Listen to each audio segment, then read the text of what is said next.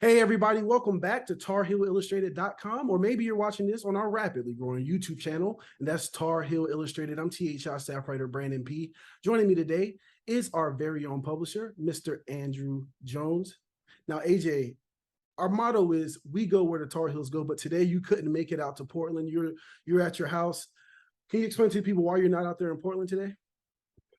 Well, if they saw the video the other day, this Thanksgiving, I was here as well because I had to choose. I can't be two places at once. They had, I think, a more important football game Friday as opposed to a November basketball tournament because nobody's cutting down nets right now. And so I had to choose one or the other, and I chose football game. Journalistically, was the right thing to do.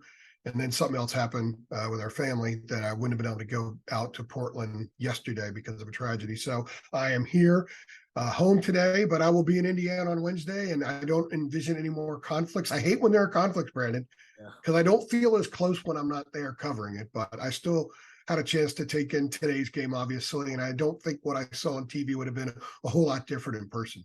Yeah. And the game you're talking about is North Carolina's 103-101 loss to Alabama out there in the Phil Knight Invitational in Portland. North Carolina had a tough shooting night. Tough weekend all around in Portland, finishing 1-2 overall. The loss to Iowa State. They came back, had a 4 overtime thriller, ended up losing it tonight out to Alabama. But AJ, the one thing I wanted to talk about is the shooting down the stretch. The game was close down the stretch, but the Tar Heels just couldn't make those big time shots that they were so used to making at the end of last year. They just couldn't make those shots today, couldn't make those shots yesterday. End up blowing the lead at the end of the game. And what do you think about their shooting? They were 10 for their last 32. If you go back to about the 7-12 mark or something like that left in regulation, and that's terrible. That's 32% or something like that. They were 3 for 19 on jumpers and 3-pointers. 1 for 9 of those were 3-pointers. So they had 6 layups, 1 dunk, and then only 3 other baskets over the last 27 minutes. I'm gonna break this down on our site. There's a ton of stuff I'm gonna have in the 5 takeaways and the tidbits and all that stuff. I'll throw some of the things out here now because I honestly think we could do 45 minutes just on the bizarre stat lines of this team and some of the in-game trends that cost them this game. But the late shooting was really, I think part of it was they were really tired. Hubert doesn't use his bench enough. He needs to use the bench more. He says he's got a bench, so he's got a ton of depth. Had those guys been at the 48-minute mark instead of 54 and 55-minute mark, let's say in the 4th overtime, perhaps they would have been a little bit fresher. I thought Bama was more explosive to the rim than Carolina was. Carolina started settling for jump shots. Perfect example. They had a stretch where they attempted 6 straight layups, spanning the end of the 2nd overtime and the beginning of the 3rd overtime. Then their final 11 shots, 10 of them were jumpers and threes. Only 1 of them was a layup. So they just didn't get to the rim. They weren't as explosive. And when you're tired, you feel it in the jump shot more than anything else. So it's a real bad situation. It's a lose-lose for any basketball player because when the legs go, the shot goes. And I think that's what we saw. In addition, Caleb and RJ really struggled. Caleb especially, he was getting clobbered on Twitter. And, he took some bad shots. But you know that those Caleb shots are part of the package. You can live with it, provided that he hits some of the others, and he didn't. He ended up, the 2 of them combined were 21 for 56. That's 37.5%. The rest of the team was 17 for 35, 48.6%. A lot of that was down the stretch. I think down the stretch, the 2 of them were, Caleb was 4 for 15, RJ was 3 for 10. So they were 7 for 25 over the last 27 minutes of the game. So as the team was 10 for 32, they were 7 for 25. That's not winning basketball. And that was a big reason they lost this game. There was too much dribbling. There was not a lot of cutting. There was when Armando was on the floor, there were some high ball screens that they actually had some success off of, especially in the second half, but they went away from it. Armando didn't play the last 5:56 of the game. The last 56 seconds of the 3rd overtime, didn't play in the 4th overtime. Pete Nance was out there who did some nice things, and he was kind of fresh, but then he had the terrible turnover, and they didn't run stuff. It was just sort of dribble and shoot. Remember the championship game last year? Caleb and RJ combined for 10 for 41 from the floor. They, in the second half, when they were melting down, it was the dribble and shoot show. And that's what we saw today. They have got to be more connected than they are right now. I think they finished with 13 assists in a basketball game that went 60 minutes. That's not North Carolina basketball. So there are a lot of things that need fixing. And a lot of it comes from the direction, whatever Hubert draws up. They had a couple of inbound plays where they needed shots. And I doubt that what they ran was what Hubert drew up. I can't imagine him drawing some of those plays up. So this was a bad weekend for this team. Yeah. And it was a continuation of what we saw the first 4 games against low mid majors. They are not the team they were last March and April, and they need to cut the cord to that big time. And perhaps the best thing that happened to them was to lose a couple of games in Portland. The problem is they now got to go to Indiana, and I don't see them winning that game. Indiana's really good and they're rugged, and then they got to go to Blacksburg, and that's a good team. So this club's going to have to figure it out here in the next few days, or they can end up having a really bad stretch early on and alarming the fan base a lot more than they're already alarmed. But Brandon, it begins with RJ and Caleb. They have to play well. They have to take better shots, especially Caleb. He has to be connected to the other floor. When it's the Caleb Love show, you can live with that at times because that's part of his bag. But when he overdoes it, it hurts the whole team. And I think that was one of the reasons why they lost this game. Yeah, for sure. And another reason I believe they lost this game was down the stretch. They were having some good defensive possessions, but then they weren't corralling the rebounds, and they were allowing Alabama to get offensive rebound after offensive rebound. And it really ended up hurting them at the end of the game. AJ, what do you think is a problem with UNC on the glass? They've been out-rebounded on the season overall, and that's just not well overall, they're plus 4.1 per game, which is really low for this program. On the offensive end, they're -8 overall for the season. And so I think part of the problem today is they were tired. Yeah. They had tired legs. But that doesn't explain the previous 6 games. I mean, they were getting out rebounded on the offensive end against low mid majors when they were both shooting about the same percentage. It wasn't like, oh, well, the opposition missed a ton of shots and Carolina hit a ton, so they got more rebounds. Opponents are getting a higher percentage of their missed shots as well, a significantly higher percentage of their missed shots than the Tar Heels are, because opponents are shooting better for the most part. So today it was an issue. They did not get to the shot would take it from the left side. It would come off the rim on the right side. The Tar Heels really struggled with a lot of that stuff. Balls were landing near the baseline because both teams were tired, but the guys in the white jerseys were getting to it quicker.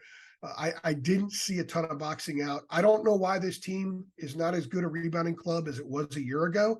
The only difference really is Nance for Manic, and Nance at Northwestern was a better rebounder than Manic was at Oklahoma. And honestly, Brady was not a great rebounder for a while last year.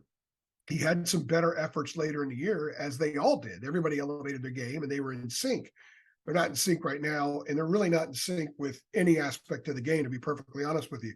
Low assist numbers, poor shooting percentage, too much dribbling. Defensively, they're allowing too many open threes. They're still allowing dribble drives. They're not getting rebounds on either end of the floor. And whenever Hubert calls set stuff, you don't see obvious, a call from the sideline. They go into set mode, they run the set play, and they get a great shot. You don't see that a lot. A lot of it is just self-creation. So there's a lot of things that need to be fixed. And the rebounding, to me, that's the standard for this program.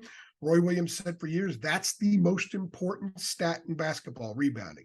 And this team is not a good rebounding team yet, not anywhere near their standard, not what they need to be, especially when they're going to miss a lot of shots, because they are not shooting well from the perimeter.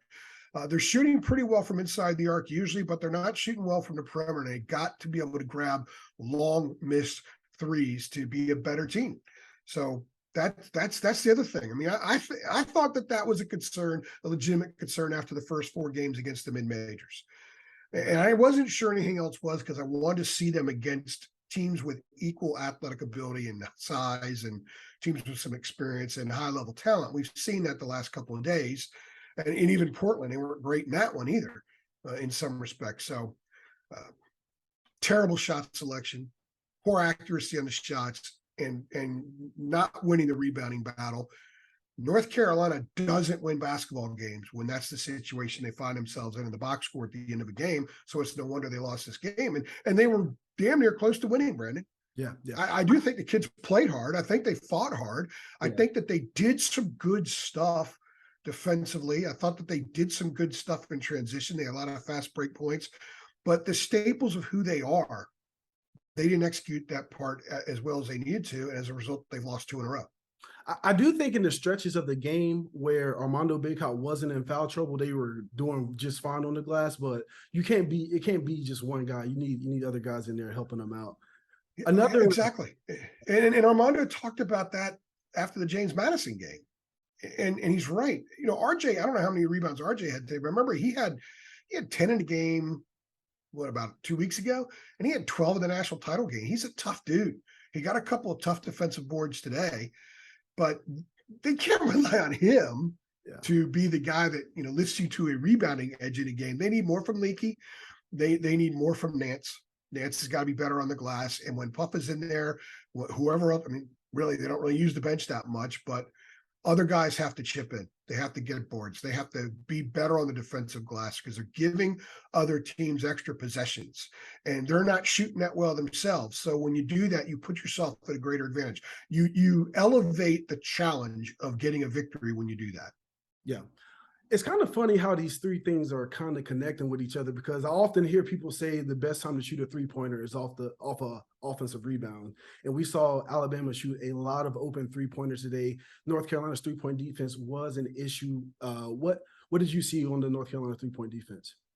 Yeah, and a ton of them weren't off of offensive rebounds. They were just off rotating the ball. And Carolina got caught in some real soft switches. I loved when Roy Williams used to brag on Wes Miller because he'll tell you today that Wes Miller is the best player he ever coached at getting over screens.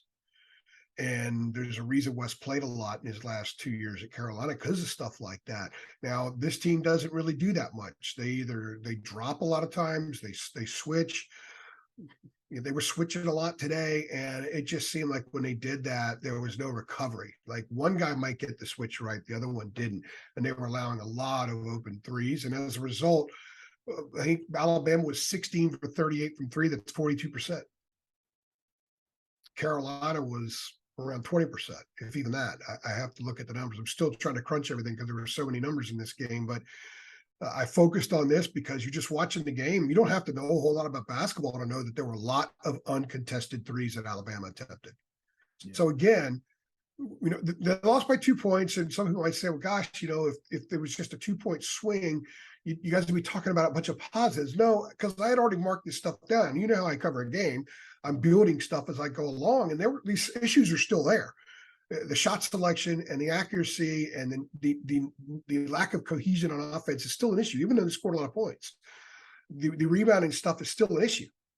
And allowing open threes hasn't always been an issue this year. There have been some games they've been really good defensively, but I wonder how much of that is the opponent. I mean, Alabama is a really athletic team. They're not going to face many teams that are bouncier and springier and quicker and better schooled at shooting threes. Nate Oates is David Siss loves him. He's a shoot a layup or shoot a three kind of guy.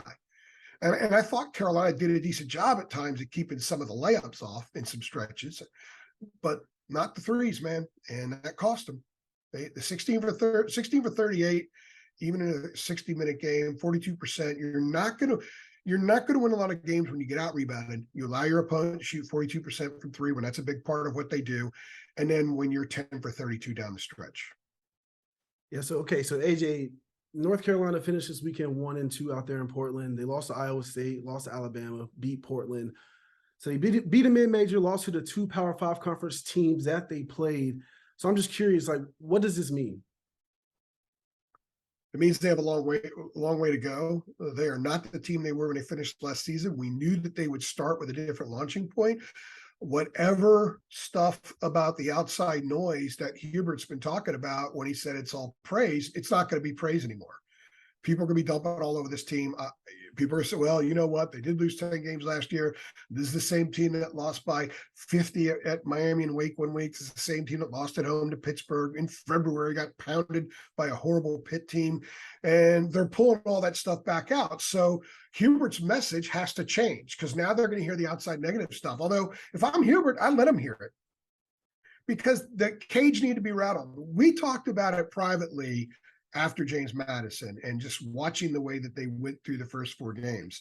The Canes need to be rattled. It's not just the players, it's for Hubert too. He's got to play the bench more, Brandon. Yeah. Caleb played 58 minutes today. That's ridiculous. He's got to play the bench more. He said many times in the preseason and even well into the season, once they started playing some games, he said, we've got a deep bench. You know, I need Dontrez. I need Puff. I need Justin. I need DeMarco. I need Seth. I need Tyler. Well, Tyler didn't play the last. I don't think he played Friday. He hadn't played the last 2 games.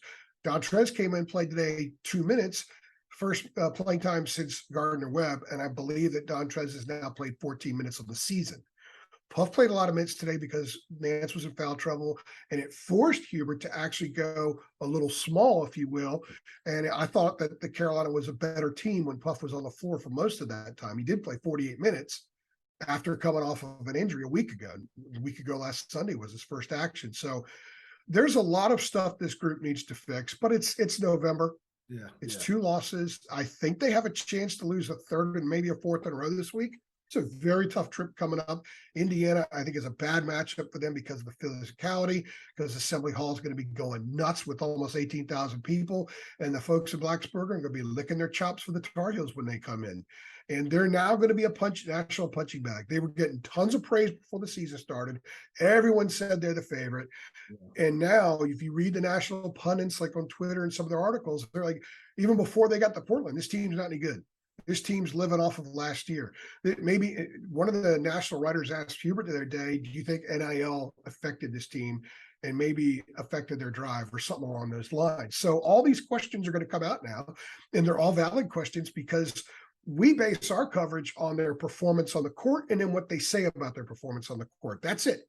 Yeah. They determine everything that we write and everything that we say at Tar Heel Illustrated. They determine it. And so far, through 7 games, I would say what this means is this team has a ton of work to do. But the really good positive here for Carolina fans is they have a ton of talent.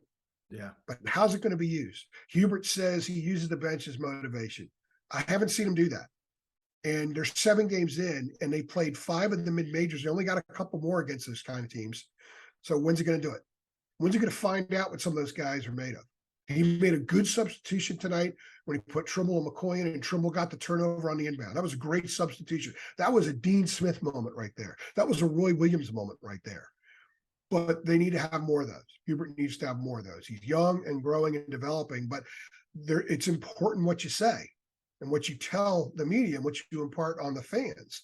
And if you say you have a lot of depth, then you got to use your depth. Because they could have, if they were the fresh team for a minute or two in one of those overtimes, or just had one guy out there who could put Trimble out there to defend because he's a great defender, maybe that makes a difference. Yeah. Maybe it makes a difference. I don't know. I mean, I'm not a coach. I'm not Hubert. I don't have his experiences or anything like that. But some of these things are pretty easy to see. And I do think they'll get it figured out. I think that they'll be fine in the long run. But they're sort of in a moment right now, Brandon, I don't think any of them expected. So now we get to what will make it more interesting for us as journalists, observing and chronicling how they respond to this. So I'm a big fan of the response. They talked about redemption for how last season played out. They need to get redemption for the first 7 games of the season. And they got to do it going to Bloomington. It's going to be tough. Yeah. But this is what they're dealing with now. I think in the end, this will make them better. Yeah, for sure. So fans that want to hop off the ledge, come back a little bit. Yeah. It's November. They're going to learn from this. I hope they're going to learn from this. I think that's a good place to stop, AJ. And if you're still watching, just go ahead and subscribe to our YouTube channel. Again, North Carolina, 103-101 loss to Alabama out there in the Phil Knight Invitational. The Tar Heels will be back in action on Wednesday against Indiana. AJ will be there, and we'll see you after the game. Thanks for watching. Bye. Thanks.